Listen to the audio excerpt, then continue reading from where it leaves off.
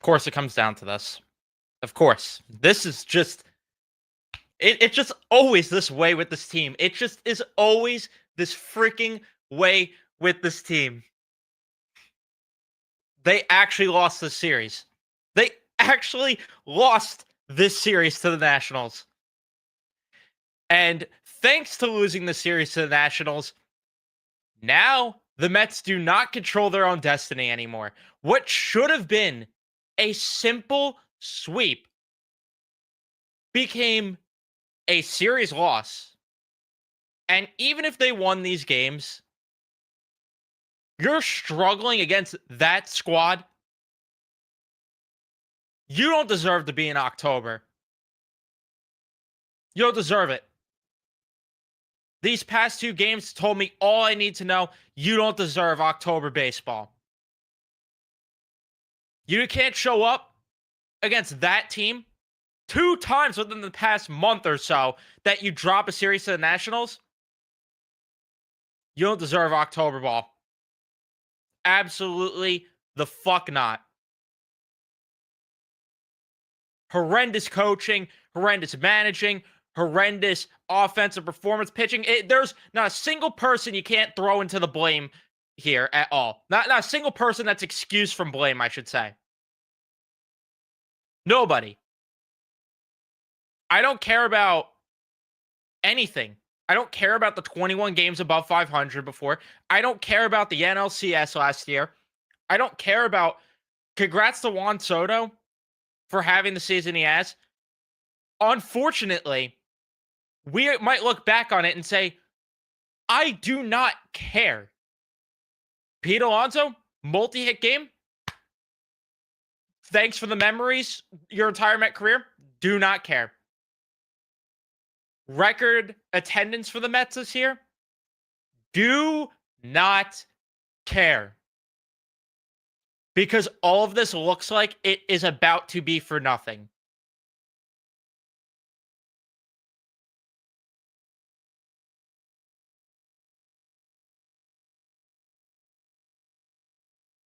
You have to. I mean, you absolutely have to sweep both series if you actually want to make the playoffs at this point. I don't think that's crazy to say. The Reds don't seem to be slowing down. And they have a light schedule. They play the Pirates, and the Brewers are a tough team, but what are the Brewers playing for? Spoiler? I don't think they care enough.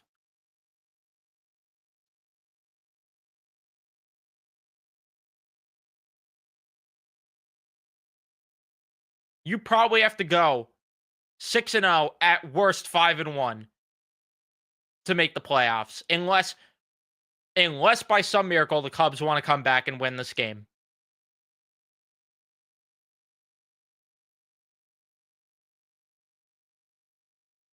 Because if the Reds hold on, win, which I'm expecting them to, this team's gonna have to go undefeated down the stretch. It's that simple. And if anything is if there's anyone that's got that delusion, I am praying for you. Jacob Young just freaking murdered this season for the most part. Not just him. Obviously, again, the Mets did this themselves. But where do we begin with this game? Because how about we start with the fact that you once again, this manager, oh my goodness, it drives me insane. The constant over managing. I said it in the last time Holmes and Manaea did their piggyback starts. And I had people commenting, do you maybe switch it? And my answer was, no, I'm not touching what has worked now twice, and especially when it worked last game to perfection. I am not changing that up. Naturally, this manager overmanages and puts Sean Manaea out there to start and has Clay Holmes come out of the bullpen. And what do you know? It goes to shit. Jorge Alfaro getting an RBI double. Jorge Alfaro. The Marlins didn't want to keep Jorge Alfaro, by the way. Allowing a home run to Nasman, Nunez.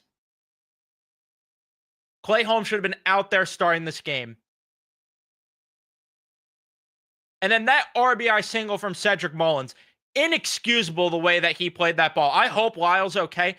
Inexcusable the way Cedric Mullins was moving on the base paths there. You got to end up at second or third base on that play there. That is inexcusable. Naturally, Lindor hits into a double play next at bat. If Mullins is on second or third, guess what?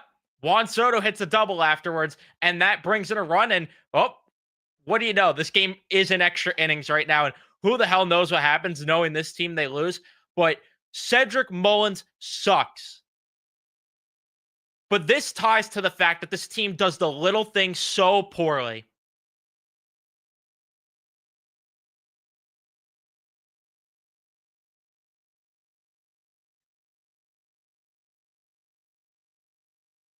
Jacob Young bobbling a ball in the outfield where you thought Beatty maybe had a double. Hey, Lindor hit a solo shot, and the Mets had an opportunity in that sixth inning to tack on. McNeil, nothing. Vientos, nothing. Complaining to the umps, gets ejected.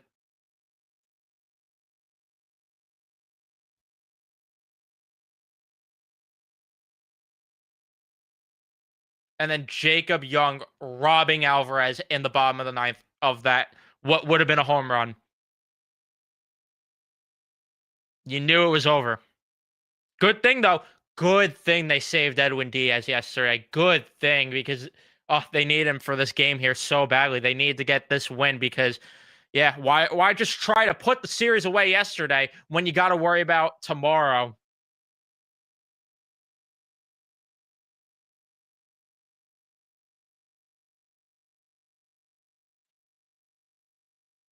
There is nothing telling me Mendoza's the guy to lead this team to a championship over the past. I mean, forget about just this season, especially the past month or two with the way that he's managing. Nothing's telling me he's the guy to lead the charge for a World Series team. Nothing at all.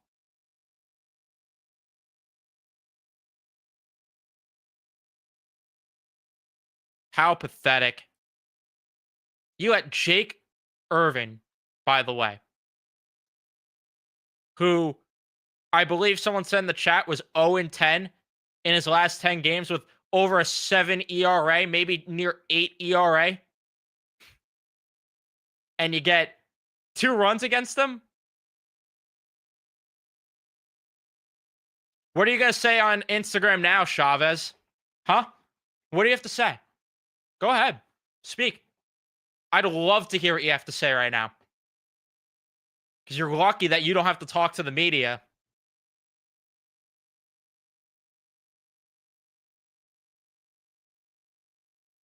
Unbelievable.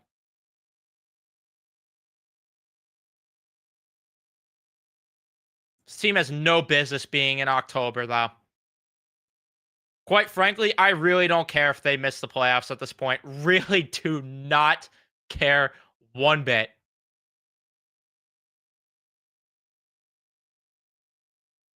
I don't have an appetite to watch this shit. I have no appetite for the last 6 games. None at all.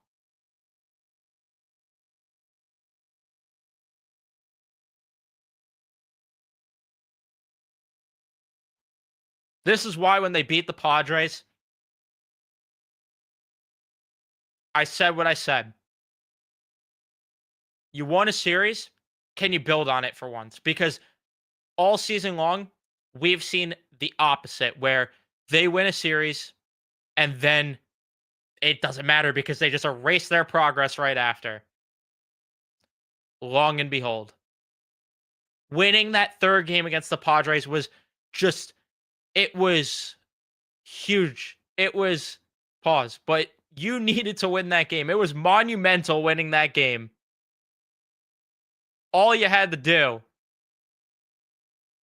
was, in my mind, you had to just win every series, probably, maybe sweep one. And again, this was the series. This was the series to sweep.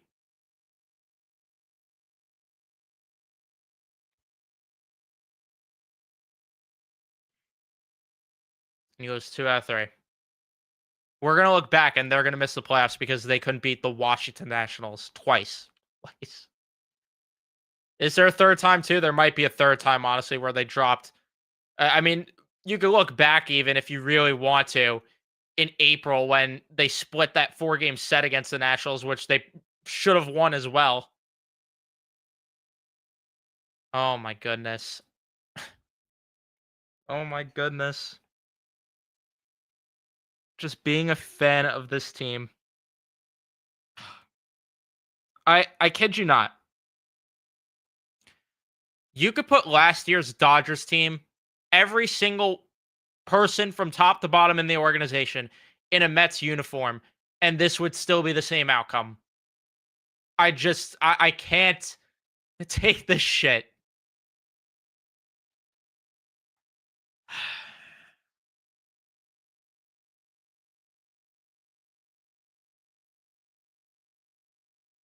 And then I didn't even talk about the Pete Alonso error.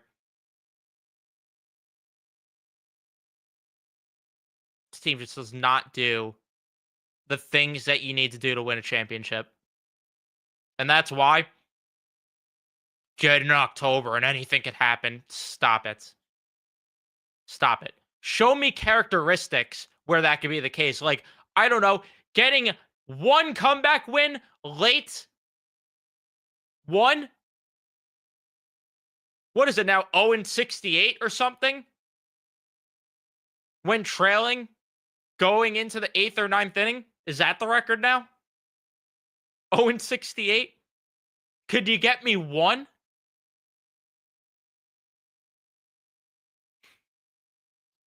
What a way to thank your fans that showed up all year. The owner calls out the fan base responds. What a way to just say thanks for your money. We essentially just freaking pissed all over you in return. Here you go.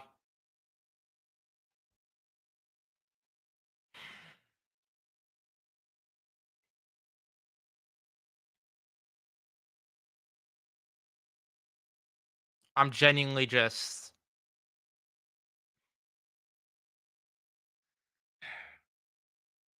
There's part of me that's not surprised,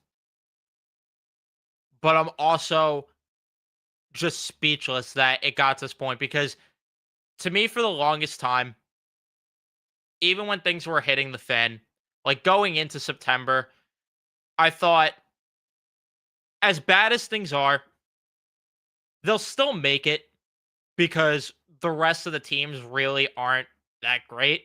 I was like, they'll probably find a way to make it. It's not going to be pretty, but they'll find a way. Boy, was I wrong for even being that kind about it. I was too kind.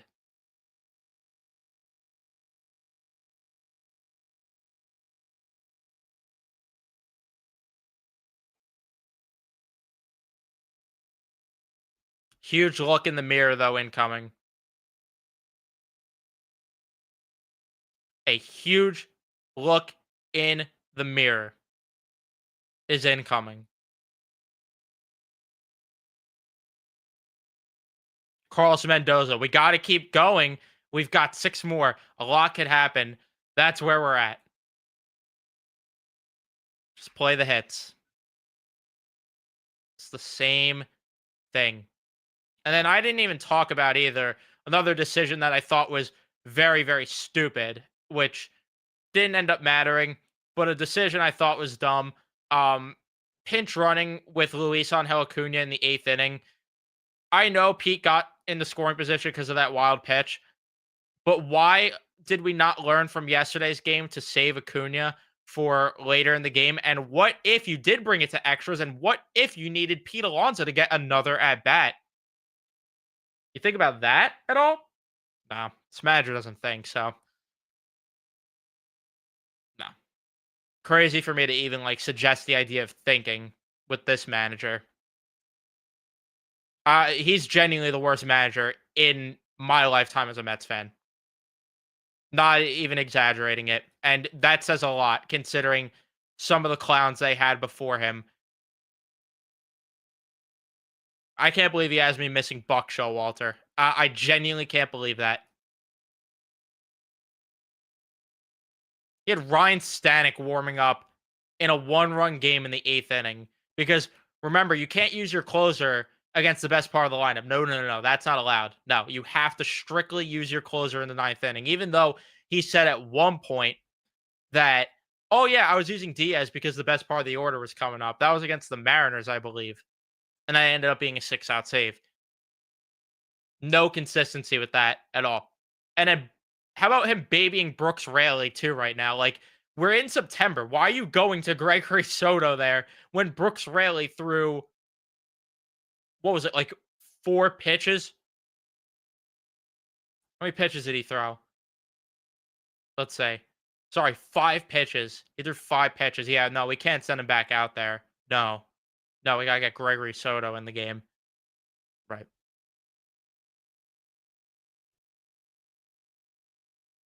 And then just in general, just these players, like I said, long look in the mirror this offseason with a lot of these guys. Too many guys that have been here for the same story arc to happen. I have no interest in seeing Jeff McNeil wear a Mets jersey next year.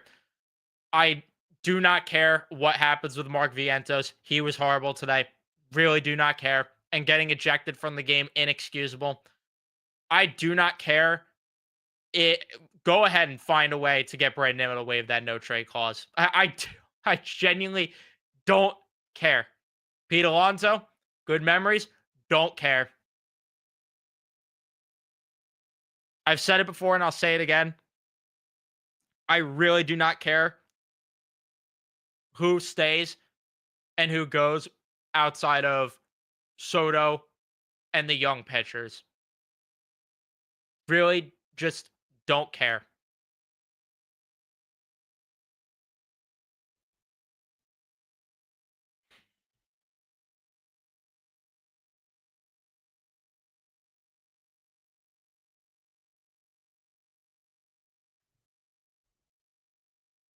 Unbelievable.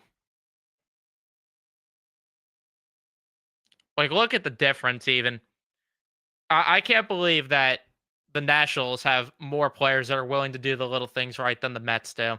Actually, I can believe it, but how sad is that? You have Jacob Young robbing a play at the wall, but then Cedric Mullins last night, now he can't field a ball off the wall.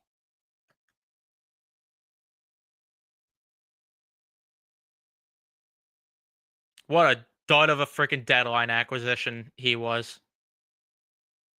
Horrible.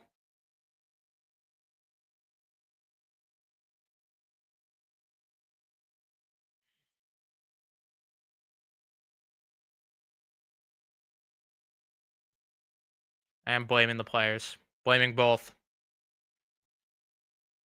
This is the thing. It's on everyone. Everyone's at fault. That's how I opened the show. And if you miss the opening, then that makes sense, but it's on everyone. No one gets a pass at all.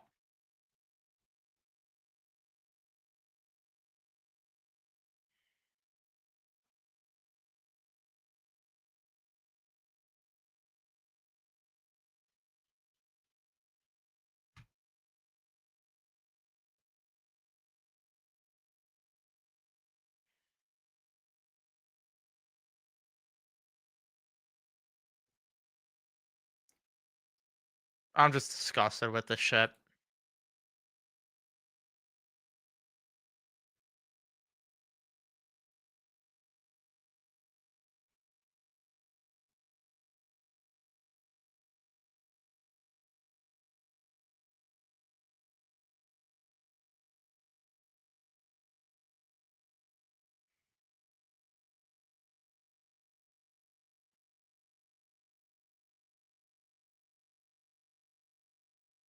Time to break up this core.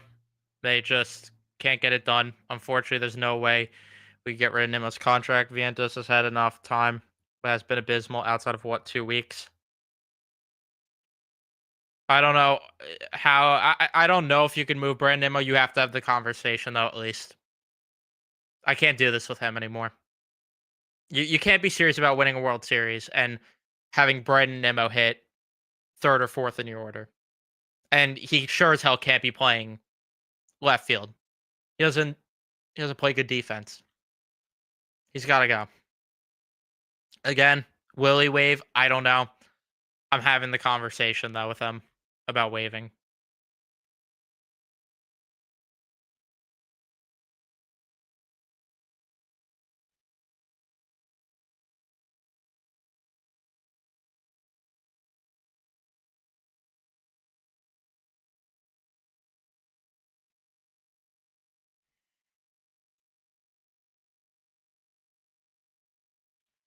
You look at the talent we're one hit away. We're making, yeah. Sure, he's gonna spew some bullshit like that. Anyway, let me fix that. There we go. 4-0.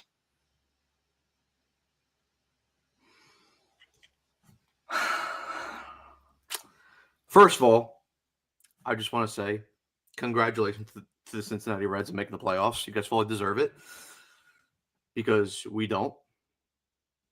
Just, I don't. I don't know. I don't know. And you guys know I don't like to get this way. I don't like to get mad. I like to stay cool. I like to stay calm. I like to stay rational and just go with things and make new decisions based off new evidence that creates itself. But you know what the worst thing is with this, right? And you said it. There's not one area of the team that you can singularly blame for this. It's every single thing. And all those players, all those coaches should be fucking, or I at least I hope they did, because obviously people are leaving Citi Field now. I hope every single one of them got booed off that field. Every single one of them. And listen, I get that maybe some of them don't deserve that blame, but you know what? This is a team sport at the end of the day. You'll win and you lose as a team. Simple as that. So, like, I get that Juan Soto's had a great year, 42 home runs, career high. Great, I'm happy about that. Guess what? You wear the uniform. You wear the Mets uniform. You wear Mets on that chest. I really don't care. But like I said, there's so many different areas that you can point to this team. And you know what? Even before I get to that, I'm going to be honest, because obviously we'll go more in detail tomorrow when we do the podcast. But when they lost that game yesterday, right? Because we've said this plenty of times this year. Whenever this team has bad losses, you know what tends to happen? They tend to go on bad losing streaks. Spirals every time. And that was the game. That was the type of loss where I'm like, yeah, I don't feel great. And you know what? I typically try to stay positive. Like I said, I always try to stay level-headed. Going into today's game, I did not feel good. I did not feel good. Now, for me, I didn't feel like that they were going to lose necessarily. I thought there was an option that they were going to lose. But I thought if they're going to win this game, right, it's going to be like pulling teeth. It's going to go down to the last out. It's going to be something like just so stressful that you just want to get this over with and say, fuck off, I'm done for the night, I'm logging off. But of course, it's like you lose 2 out of 3 to the Nationals. Again, this is not even like it's a first-time thing, because you did this shit last month in August. Legit a month ago to the day. Yeah, and I was there. I had to witness that shit live. You know what? Just going back to what I was saying before, right? There's multiple areas that you can point to, right? It's like you're in a candy shop, right? You can say, ooh, I could go after the offense. I could go after the defense. I could go after the pitching. I could even go after this great fucking manager that we have in Carlos. Let me start with Carlos Mendoza first of all, right? Carlos Mendoza, congratulations. You are fucking worse than Mickey Callaway. You fucking cocksucker. I don't like you, and I hope you get fucking fired. You deserve to get fired. If I see you back next year, I swear to God, we're gonna have problems. And listen, David Stearns, right? Like I've said before, I think on what was it, one podcast ago or two podcasts ago. I think it was after the Texas Rangers series. I always said with Mendoza, I never thought he was the guy. I never thought Stearns hired him to be the guy because, like I said, going into last year, it was supposed to be a transition year. I thought Mendoza was going to be the guy. He was going to be the guy before the guy. He was going to help some of these guys develop. He was going to help this team transition. And by the time this team was going to be able to win, then you could move on from him and go after and get a more established manager that has actually won something in his career or is like on the precipice of being able to win, but it's just he needs that team to finally get over the edge.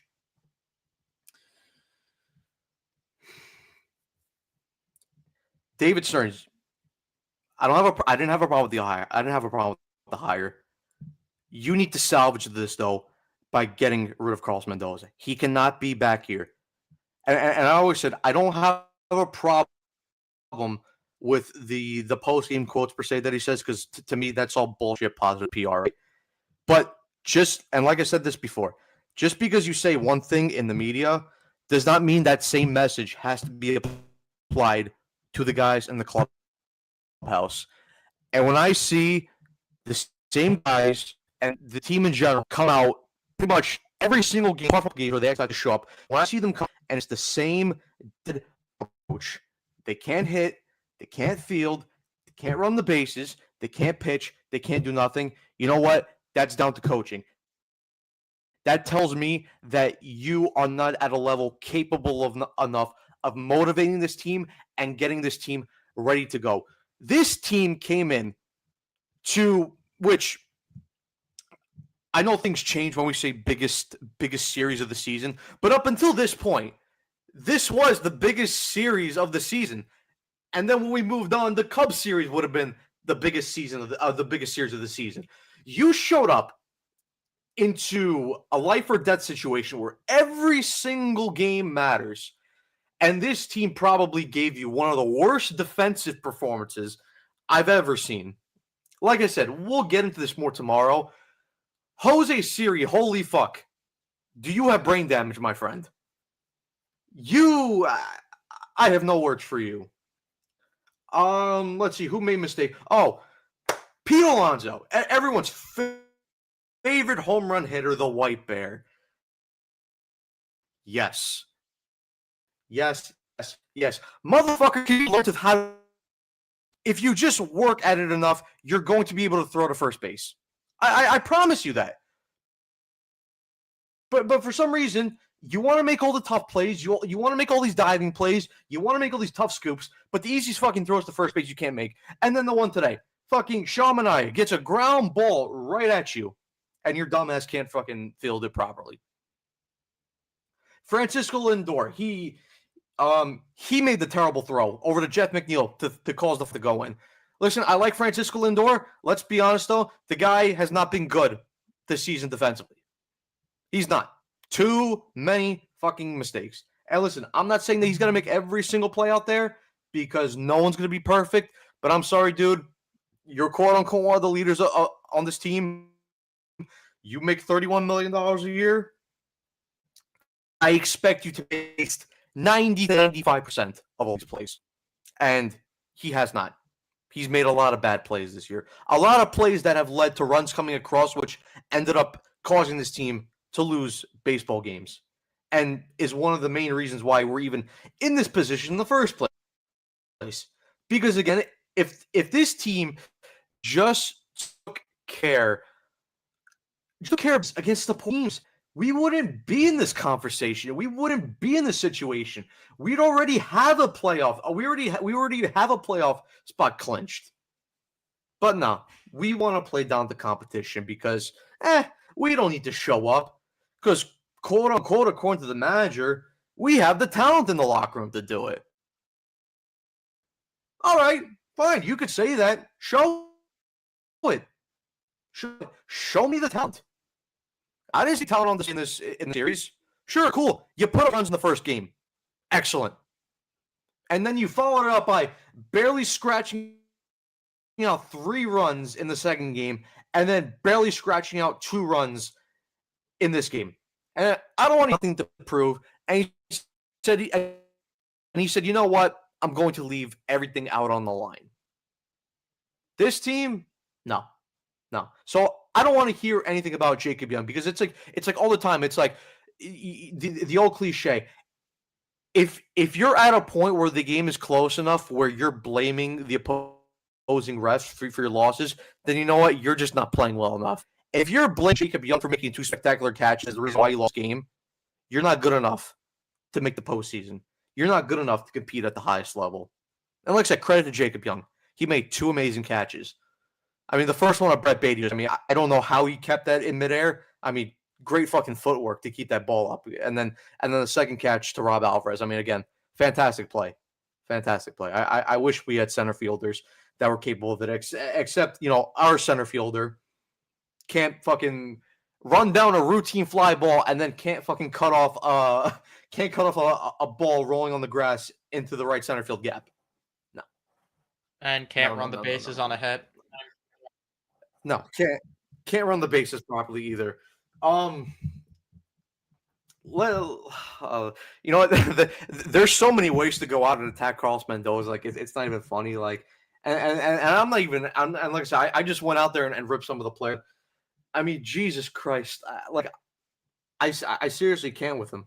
Like I can't. So many decisions that he's made time after time after time after time again, and you would think that he would learn from these decisions, like the piggyback thing, right? Obviously, it's only been done 2 games this year, right? So it's a small sample size. I get that. The Shaman Clay Holmes thing, but both times when it's worked, Clay Holmes starting, Shaman coming out of the bullpen. So tell me why, when you're in a position where every single game matters, why are you fucking around? Why are you getting cute? Why are you overmanaging, trying to start Shaman at first and then bringing out Clay Holmes out of the bullpen? Please tell me why, Carlos Mendoza. Explain to me why. Why are you getting cute when you need to win these games? The guy's not qualified. I am sorry. When you're tinkering and overmanaging this much, it tells me that you have no confidence in yourself to make the right moves, and it tells me that you have no confidence to motivate these players to go get them and play.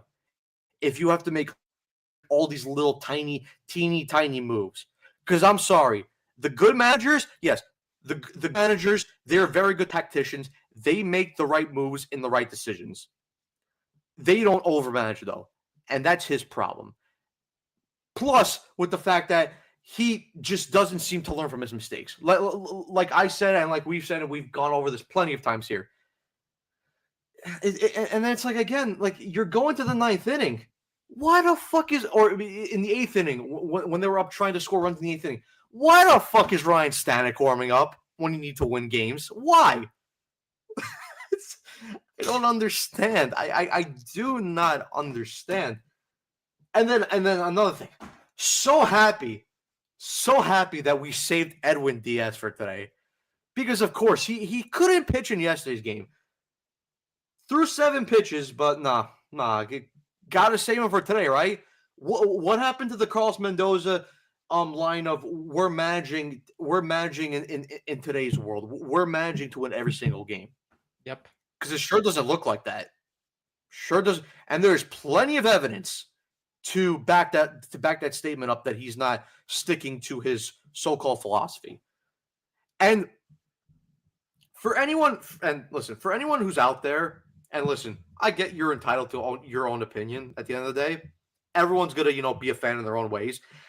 Anyone, and I don't think there's anyone in this chat that's a Carlos Mendoza defender anymore, because even I saw Ray earlier in the comments, and he's had enough. He's given up on Mendoza.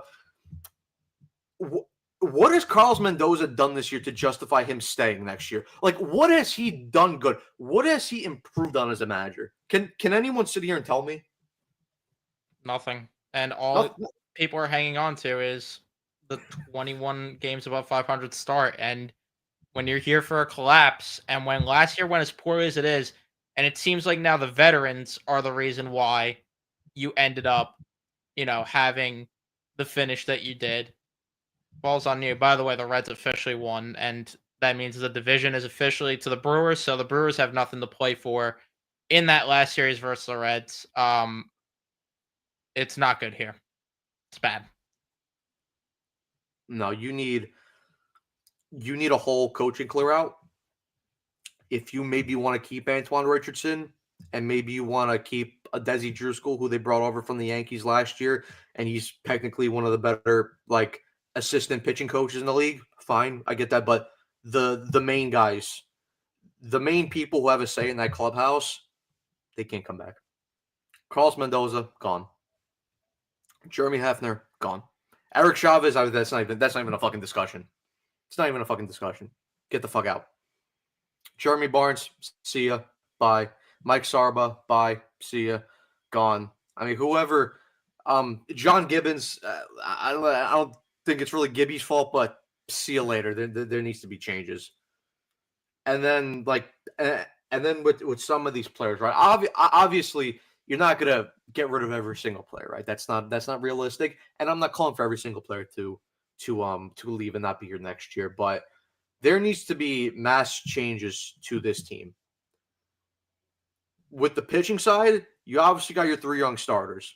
They're not going anywhere.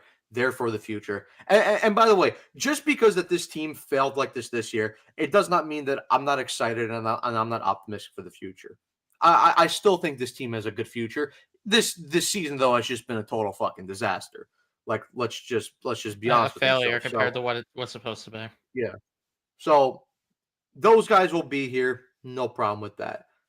With the other guys, listen, you have some contracts which I don't think you'll be able to move. Sean Manaea, especially if he gets his elbow surgery, he's not going anywhere. He's still got 2 more years left at $25 million. Clay Holmes, okay, maybe you could move him. Got 2 more years left at $12.5 million. Kodai Senga, I tried to defend Kodai Senga, but for me, he has to go. I don't know how you'll be able to trade him, especially with all these, with all the bullshit that's going on with him and all his injury factors. He's got 2 more years left at $50 million. If the Mets can move that deal, cool. I got no problem with moving on from him. I mean, the other guys, listen, I get that Pete Alonso has been a good servant for the club and the all-time leader in home run records, but you know what? I'm sorry, I can't bring him back. And maybe people won't agree with that. Maybe people think it's a mistake, but you know what?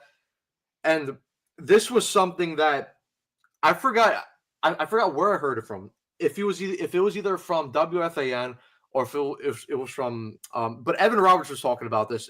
Like I said, it was either from WFAN where he was doing one of his radio shows, or it was on the Rico Bronya. But he talked about back after the 07 collapse, right? He was I believe he said he was talking with Mike Francesa, and Francesa told him that, listen, when you have this type of collapse, you need to get rid of some people from the quote unquote core, or quote unquote, at least you need to get rid of players from the group and players from the coaching staff. Because he said, if you let this go over to the next season, it's just going to keep spilling over and over and over. And naturally, what happened after 08 or during 08, they collapsed nearly the same way. They lost the playoffs on the last day of the series to the Marlins like they did in 07.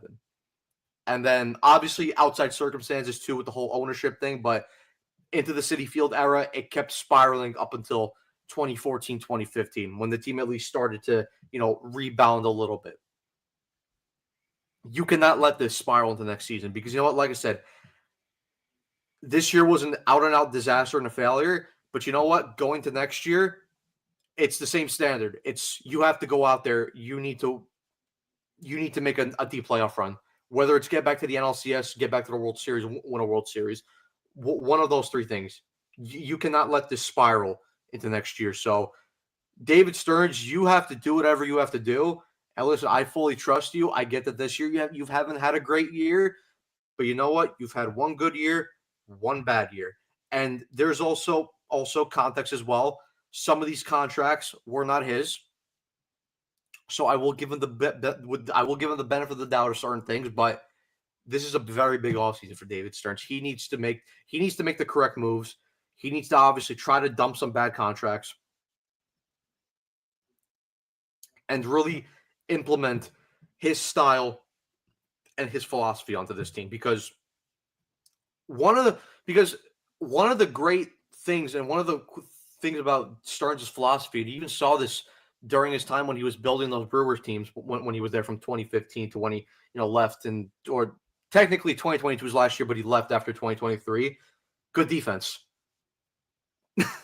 This was maybe, I mean, obviously, like the 2017, like to 2018, those teams were pretty bad, but those teams were just horrible.